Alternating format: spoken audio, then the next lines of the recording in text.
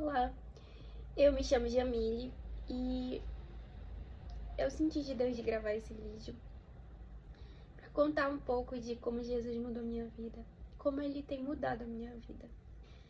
E eu sei que é um processo, assim como acontece com as outras pessoas, mas o importante é a gente começar a dar o primeiro passo e dizer assim para Jesus. Bom, então vamos do começo. Eu nasci em Belém e logo que eu nasci, os meus pais eles se separaram. E por conta disso, eu e a minha mãe, a gente teve que morar em algumas cidades do interior do Pará, porque ela precisava trabalhar, e no caso ela trabalhava em escola, como pedagoga, então onde ela conseguiu o contrato, a gente ia. E uma dessas cidades que a gente morou foi na cidade onde ela cresceu, então a gente tinha uma estrutura familiar melhor. E graças a Deus ela conseguiu passar num concurso, e a gente precisava se mudar. Só que eu também precisava terminar o período letivo. E não podia simplesmente ir, ela precisava organizar a casa, enfim. Então, ela foi e eu fiquei morando com meu tio e com a minha avó também, fazendo revezamento, enfim. E foi tranquilo.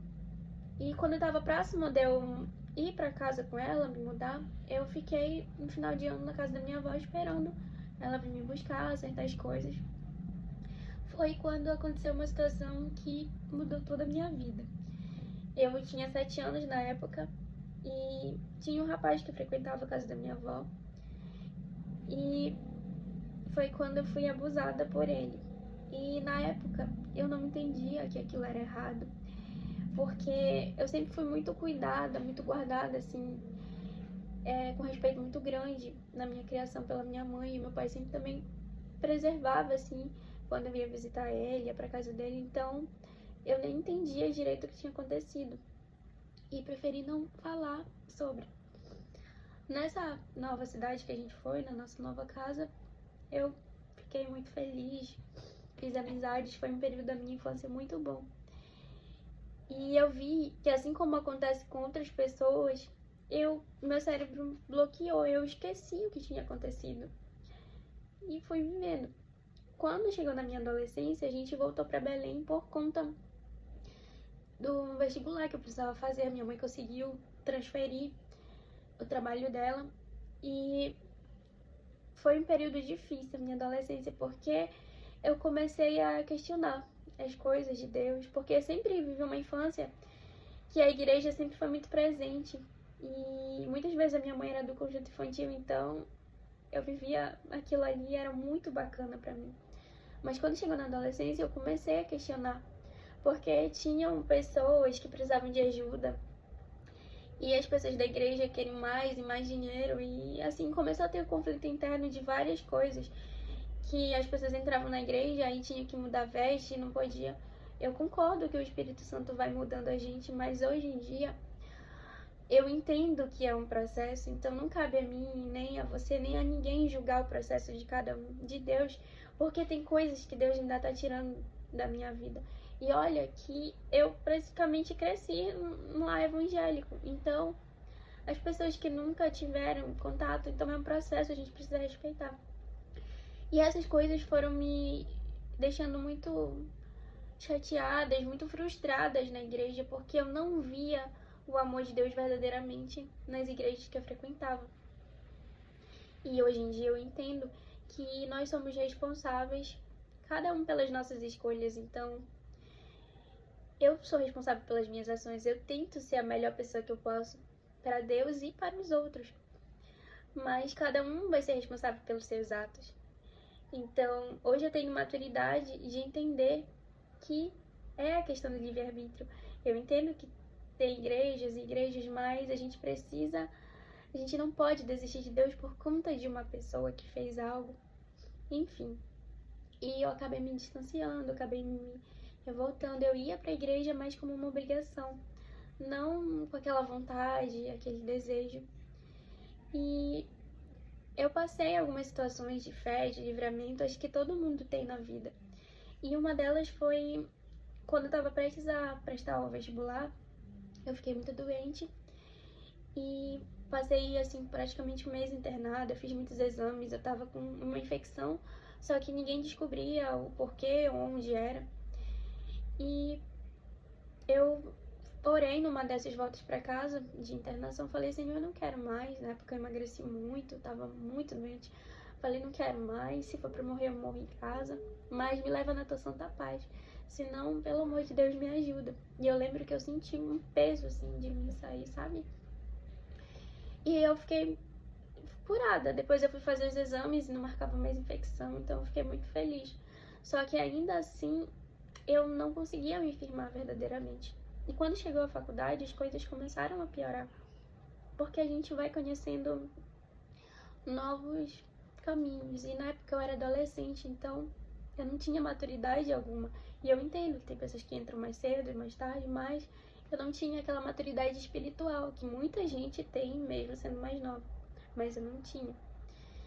E acabei não indo mais pra igreja. E quando chegou na época da pandemia, eu comecei a ter as crises de ansiedade fortíssimas.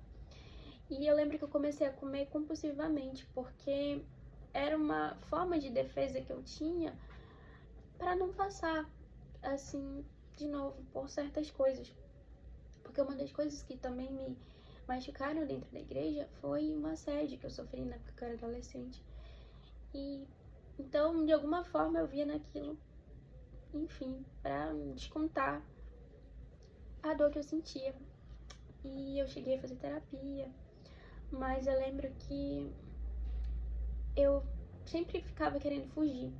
E eu fugia, assim, no sentido de ir pra algum lugar e ficar lá horas ou sumir, por conta da dor que eu tava sentindo. E eu lembro que eu ia fazer isso de novo, e uma voz falou assim, não, você precisa contar, já chega. E eu peguei e falei, mãe, eu preciso te contar, é o que realmente se passa dentro de mim. E eu contei pra ela, e foi libertador, porque eu me senti muito acolhida por ela. E contei para os familiares. E fui seguindo a minha vida. Então, eu pude externar aquilo e foi o começo do processo de cura. Mais difícil não foi necessariamente perdoar quem me fez, mas assim, principalmente família que julgou, sabe? Eu entendo que cada um tem suas dores e é por isso que a gente precisa perdoar, porque pessoas machucadas machucam outras pessoas. E o que mais me doeu foram pessoas falar que eu tinha culpa. E eu acho que no momento eu não tivesse, por conta da minha idade, da situação. Mas assim, Deus, ele é tão bom que ele proporcionou que eu perdoasse, sabe? E eu fui vivendo, eu lembro que no meu relacionamento da época eu conversei sobre isso, e apesar de não ter dado certo, foi uma pessoa que me apoiou no momento. E o meu pai, quando eu contei, apesar de não ser tão próxima dele, foi assim um abraço de carinho e de conforto muito grande. E meus pais, eles foram muito importantes nesse processo. E eu sentia muita raiva, muita tristeza, até que um dia eu falei, Senhor, eu preciso, sabe? Eu não consigo sozinha.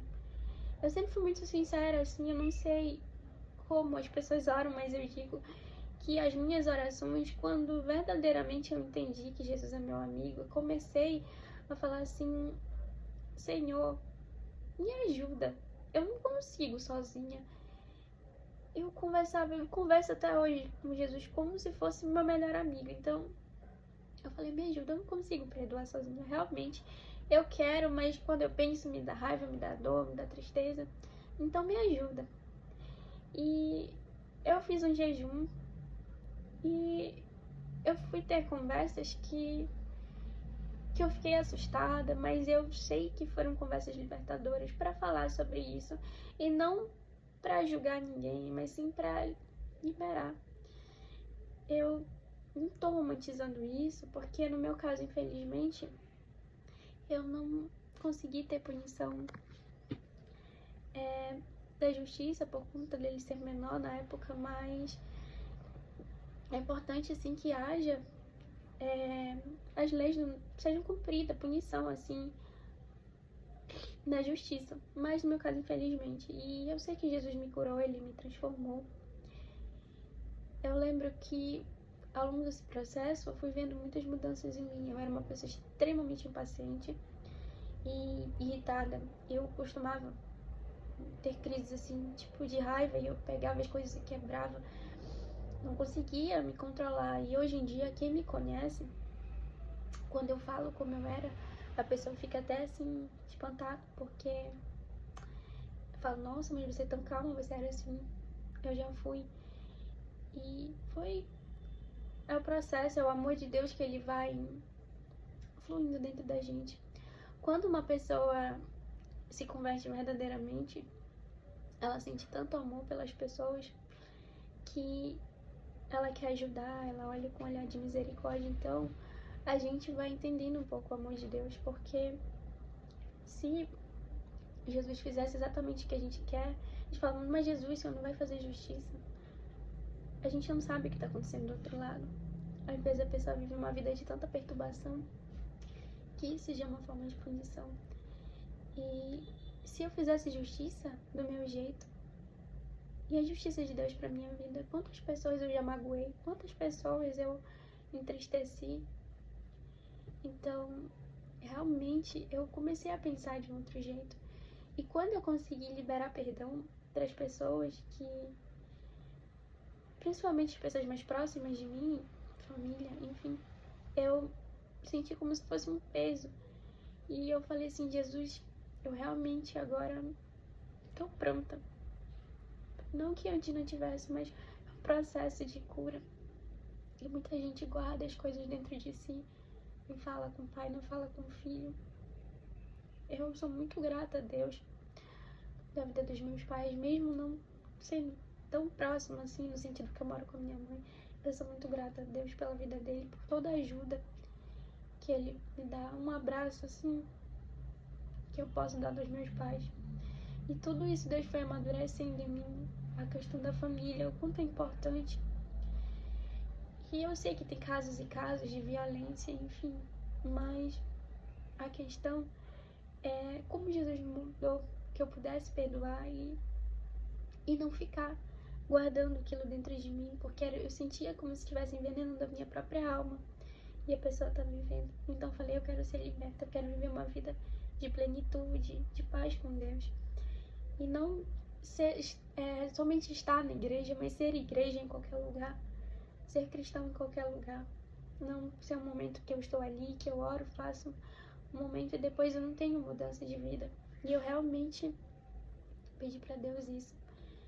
E esse vídeo é mais pra contar como aconteceu. Passaram muitas coisas e graças a Deus, Deus tem me abençoado em todas as áreas da minha vida, principalmente na assim, relação familiar com os meus pais, na minha vida profissional.